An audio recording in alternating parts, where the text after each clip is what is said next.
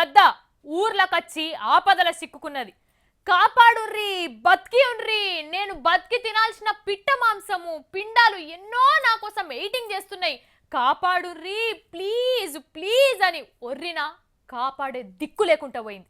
ఎవరన్నా ఆదుకోన్రే, సచ్చినాక మీ పిండాలను పిలవకుండా వచ్చి తినిపోతా అన్నా కూడా ఎవ్వరు వినిపించుకోలేదు దాని గోస. అసలు ఆఖరుకు ఆ గద్ద ఏం చేసింది?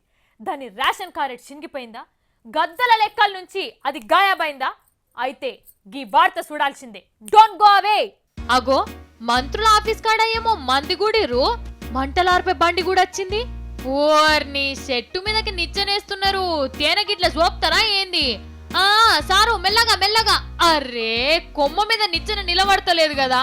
అబ్బా ఇటు బాజుకే చూడురి సారు, అయినా ఉంటలేదు. ఇంకా జర పెద్ద నిచ్చెనసుంటుంది అయితే మంచిగుండు. అరే అంటుండగానే ఇంకో 2 బండ్లు రానే వచ్చినాయి. సారు మంచిగా కోటేసినావు గాని తలకాయ కూడా షిప్పాస్ ఉంటుంది, మన తలిగించుకో సారు.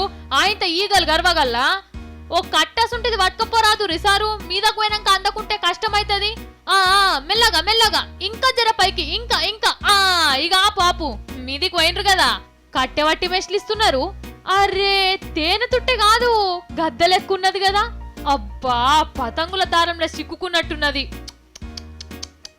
ఎంత గోసెల వస్తున్నదో ఏందో. ఎవరో పోలీసు వాళ్ళకు ఫోన్ కొట్టినట్టున్నారు, నిచ్చెన బండేసుకొని వచ్చిర్రు. మెల్లగా సారు మెల్లగా మెల్లగా, ఆయనతో దానికి తలగగల్లా. అట్లనే అట్లనే జర్రంత ముంగట్కి. అంతే అంతే అంతే, తెంపురి సార్ తెంపురి. దారం పాడుగాను, గట్టిగా గట్టిగా. తెగింది తెగింది. అమ్మయ్యా జైల్లోకెళ్ళి బయట పడ్డట్టే ఎగురుకుంటూ పోతున్నది కదా గద్ద. ఇక పోవే పో, మళ్ళీ పరి మంత్రుల ఆఫీస్ కాడికి రాకు. చూసిరు కదా, వాస్తు దోషం ఉన్నది కాబట్టే తాపకో పారి గిట్ల అవుతున్నది. గందుకే ఈ ఆఫీస్లో అక్కడికి వెళ్ళి మారుస్తాం అంటున్నారు.